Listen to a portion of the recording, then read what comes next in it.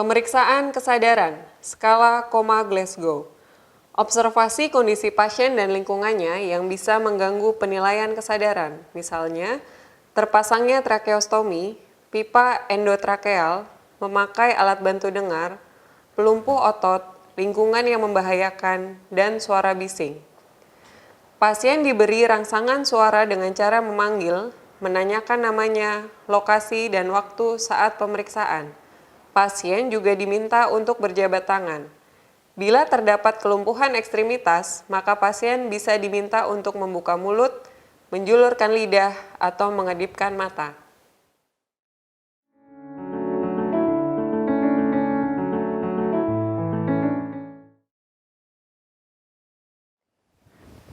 Jika pasien tidak dapat membuka mata spontan, maka harus diberikan rangsangan suara dengan menyebutkan identitas pasien dan meminta pasien untuk membuka matanya, jika perlu dengan suara yang keras. Jika pasien membuka mata dengan rangsangan tersebut, maka nilainya E3. Jika pasien masih belum berespons dengan panggilan suara, selanjutnya diberikan rangsang nyeri pada kuku atau nail tip jari tangan selama maksimal 10 detik. Rangsang nyeri tersebut diberikan dengan intensitas bertahap mulai dari rendah hingga tinggi. Jika pasien dapat membuka mata, maka nilainya E2. Adapun pasien yang tetap tidak membuka mata setelah diberi rangsang nyeri selama 10 detik dinilai E1.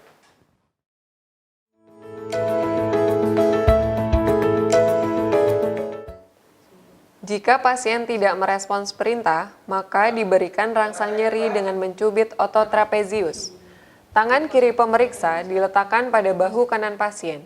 Ibu jari berada di sisi anterior dan keempat jari lainnya di posterior bahu. Kemudian, berikan tekanan pada otot trapezius di atas tulang klavikula. Pemberian rangsang nyeri dilakukan selama maksimal 10 detik dengan intensitas nyeri bertahap dari rendah ke tinggi, hingga pasien dapat melokalisir nyeri. Jika pasien belum merespons dengan rangsang nyeri pada otot trapezius, rangsangan nyeri dapat diberikan pada takik supraorbita. Hal ini dilakukan dengan meletakkan tangan pemeriksa di dahi pasien dan ibu jari pemeriksa menekan takik supraorbita. Rangsang nyeri juga dilakukan selama maksimal 10 detik dengan intensitas nyeri bertahap dari rendah ke tinggi hingga pasien dapat melokalisir nyeri.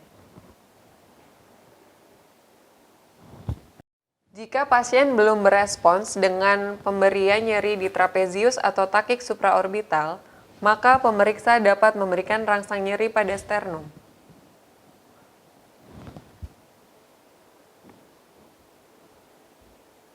Pada saat melakukan pemberian rangsang nyeri di takik supraorbita, jika pasien melakukan fleksi siku tetapi tidak sampai melewati klavikula, maka nilainya adalah M4.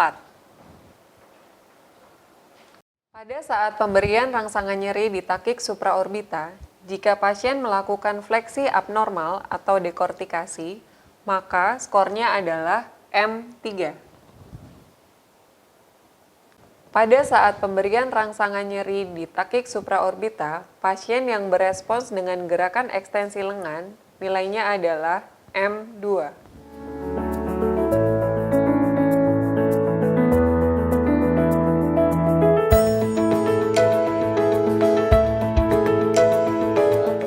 Pak, saya Dr. Sena. Bapak namanya siapa? Hari Bapak tahu sekarang lagi ada di mana? di rumah, Sekarang tahu tahun berapa? nggak tahu. Pagi, siang, atau malam ini? Malam Tadi kesini ya? Gimana ceritanya? saya lagi makan nasi goreng. Punya istri atau keluarga? Enggak. Pak? Pak? Aduh.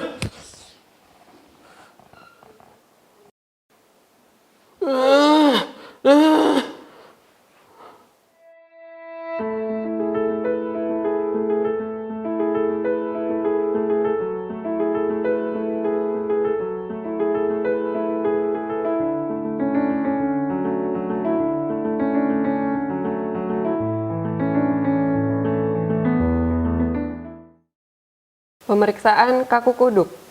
Pasien diminta berbaring terlentang tanpa bantal. Pemeriksa meletakkan tangan kirinya pada bagian belakang kepala pasien. Tangan kanan pemeriksa menahan dada pasien. Leher pasien kemudian difleksikan ke arah dada. Pemeriksa merasakan ada atau tidaknya tahanan.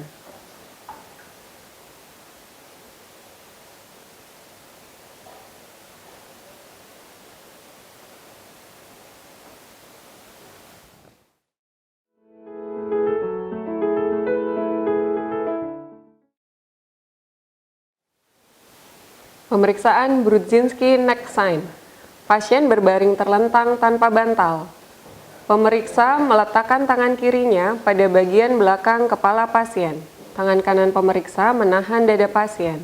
Leher pasien kemudian difleksikan ke arah dada. Pemeriksa memperhatikan adanya fleksi pada sendi panggul dan lutut kedua tungkai.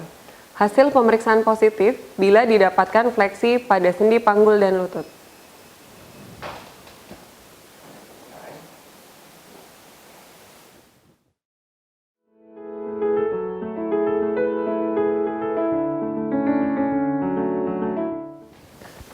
Pemeriksaan Brudzinski contralateral reflex sign. Pasien diminta berbaring terlentang. Pemeriksa memfleksikan sendi panggul dan lutut pada salah satu tungkai pasien. Hasil pemeriksaan positif bila didapatkan fleksi dari sendi panggul dan lutut tungkai kontralateral.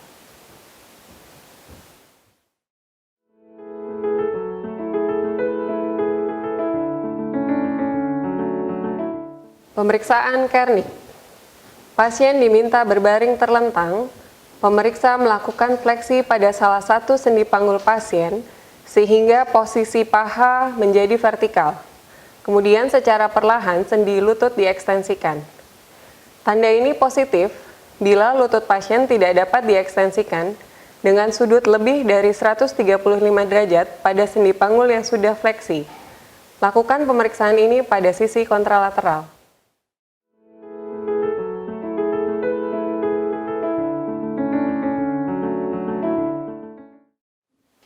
Pemeriksaan lasek.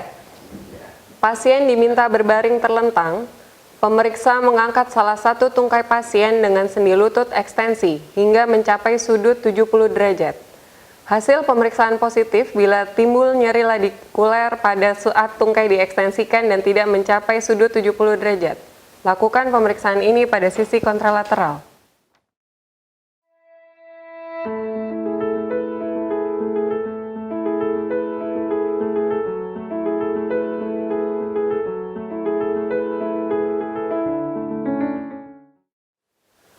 Pemeriksaan nervus olfactorius. Pemeriksa memastikan tidak terdapat sumbatan atau kelainan pada lubang hidung pasien.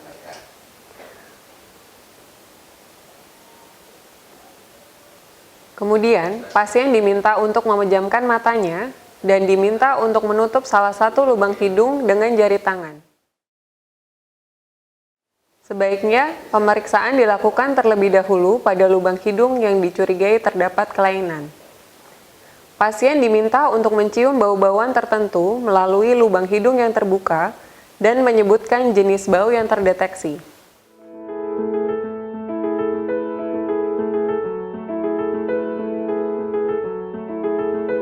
Pemeriksaan yang sama dilakukan pada lubang hidung lainnya.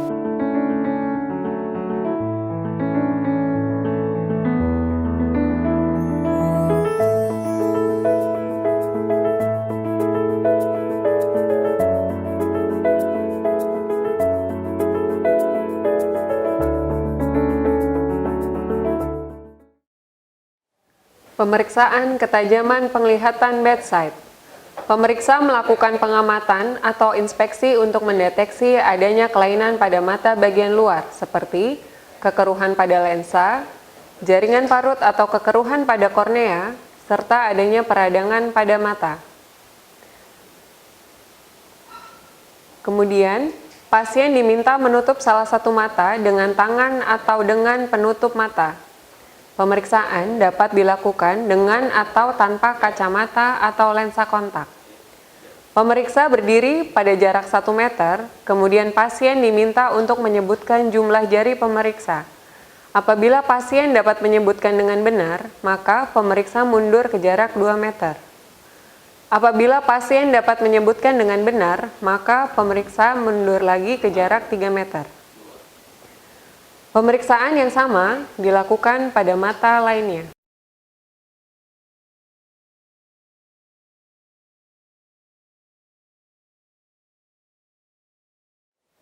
Jika pasien tidak dapat menyebutkan jumlah jari pemeriksa pada jarak 1 meter, maka pemeriksaan dilanjutkan dengan melihat lambaian tangan pemeriksa. Jika pasien tidak dapat melihat lambaian tangan pemeriksa, pemeriksaan visus dilakukan dengan meminta pasien melihat ada tidaknya cahaya yang berasal dari penlight pemeriksa. Pemeriksaan yang sama dilakukan pada mata lainnya.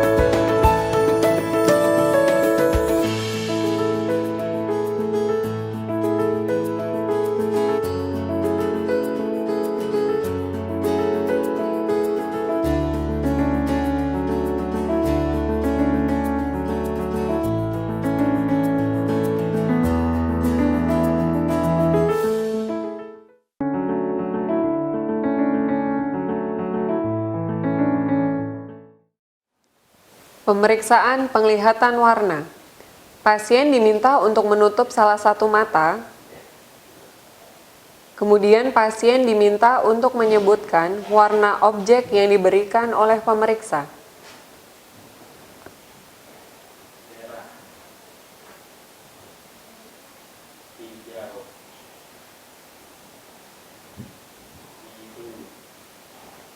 Pemeriksaan yang sama dilakukan pada mata lainnya.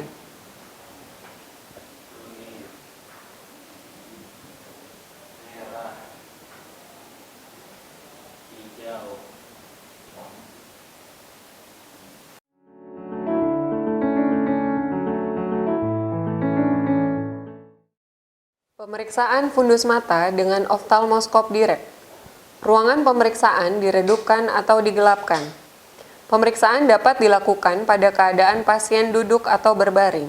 Pada keadaan tertentu, dapat digunakan midriatikum, namun perhatikan kontraindikasi dan efek samping. Pemeriksa mendekatkan salah satu matanya ke oftalmoskop, mata kanan pemeriksa untuk memeriksa mata kanan pasien, dan mata kiri pemeriksa untuk memeriksa mata kiri pasien. Pada jarak sekitar 30 cm dari mata pasien, pemeriksa dapat memulai mengevaluasi fundus mata dengan mengarahkan oftalmoskop ke pupil pasien dan melihat adanya red reflex. Pemeriksa mendekatkan oftalmoskop ke mata pasien sehingga wajah pemeriksa berada dekat dengan wajah pasien. Pasien diminta untuk bernafas seperti biasa dan boleh mengedipkan matanya, tetapi dianjurkan untuk tidak melirik. Pemeriksa dapat mengatur kekuatan dioptri lensa oftalmoskop untuk mendapatkan gambaran fundus mata yang lebih jelas dan terfokus. Pemeriksa mengidentifikasi pembuluh darah retina, kemudian menelusurinya ke arah nasal hingga menemukan diskus optikus atau papil. Pemeriksa mengevaluasi keadaan fundus mata di seluruh sisi sejauh mungkin dan menilai pembuluh darah retina, makula, dan gambaran retina lainnya. Pemeriksaan yang sama dilakukan pada mata lainnya.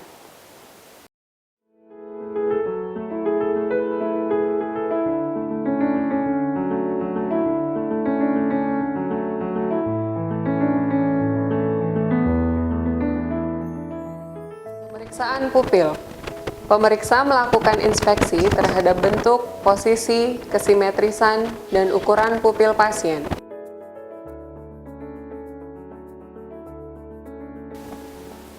Kemudian, pemeriksaan refleks cahaya langsung. Pasien diminta melihat jauh ke depan. Pemeriksa menyorotkan cahaya ke arah pupil dan mengamati perubahan diameter pupil yang terjadi. Pemeriksaan refleks cahaya tidak langsung. Pemeriksa mengamati perubahan diameter pupil pada mata yang tidak disorot cahaya ketika mata lainnya masih mendapat sorotan cahaya langsung.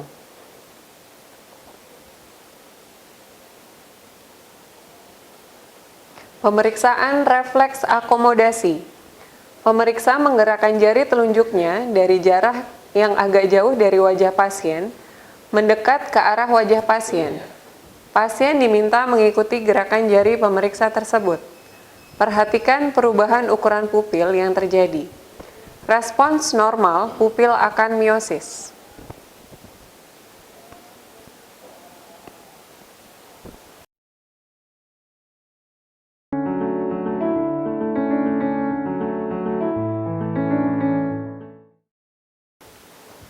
Pemeriksaan kelopak mata dan gerakan bola mata.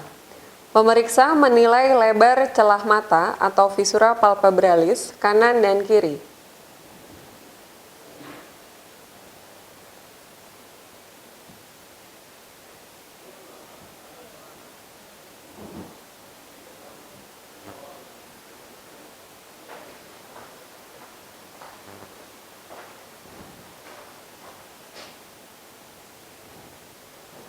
Kemudian, pasien diminta untuk melakukan gerakan menutup dan membuka mata tanpa disertai tahanan dan pemeriksa mengamati ada tidaknya ptosis selama pemeriksaan.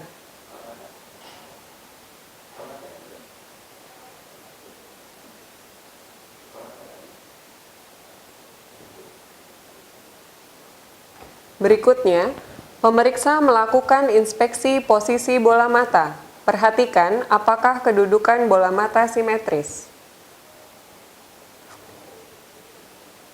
Setelah itu, pasien diminta untuk mengikuti gerakan jari pemeriksa yang digerakkan mengikuti bentuk huruf H, serta ke arah atas dan ke bawah.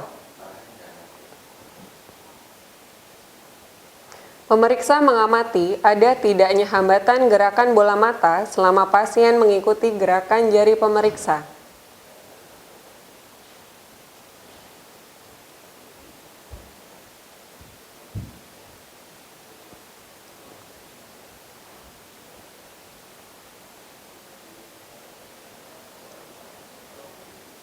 Selanjutnya, lakukan pemeriksaan konvergensi. Pemeriksa menggerakkan jari telunjuknya dari jarak yang agak jauh dari wajah pasien, kemudian mendekat ke arah wajah pasien. Pasien diminta untuk mengikuti gerakan jari pemeriksa. Perhatikan gerakan konvergensi kedua mata pasien.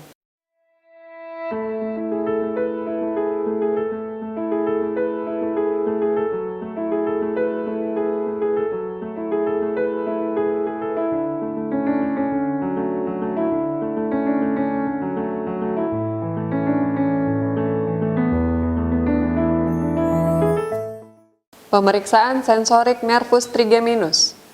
Pasien dijelaskan terlebih dahulu prosedur yang akan dikerjakan. Kemudian, minta pasien untuk menutup mata.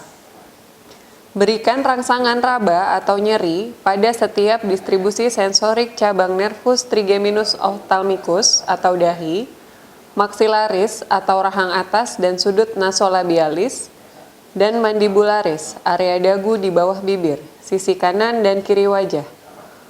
Untuk sensasi raba dapat menggunakan kapas, dan sensasi nyeri dapat menggunakan tusuk gigi. Tanyakan kepada pasien apakah sensasi kepada dua sisi tersebut sama.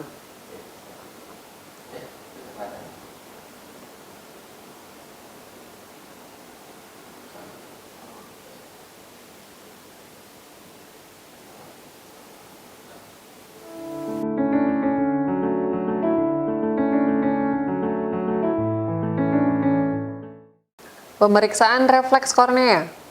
Pemeriksa berdiri di samping atau belakang pasien. Sentuhlah kornea mata pasien dengan kapas dari arah lateral. Respons normal berupa kedipan pada kedua mata. Pemeriksaan dilakukan pada kedua sisi.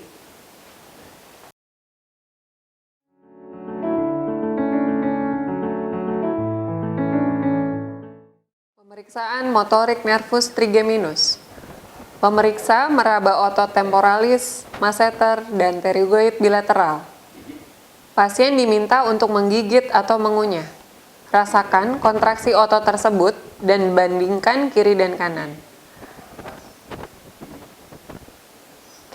Berikutnya, pasien diminta untuk membuka mulut, amati ada tidaknya deviasi rahang. Mintalah pasien untuk menggerakkan rahang bawah ke arah depan dan belakang. Pemeriksa mengamati kesimetrisan rahang. Selanjutnya, pasien diminta untuk menggigit spatula lidah dengan gigi gerahamnya dengan sekuat mungkin. Kemudian, pemeriksa mencoba menarik spatula lidah tersebut. Bandingkan kekuatan kiri dan kanan. Bandingkan juga bekas gigitan pada spatula lidah antara geraham kanan dan kiri.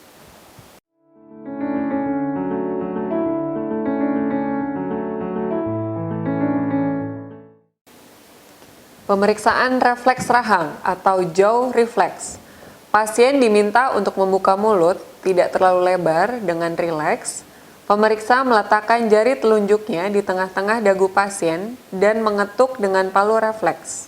Perhatikan respons yang muncul, yaitu berupa sentakan mandibula ke arah atas.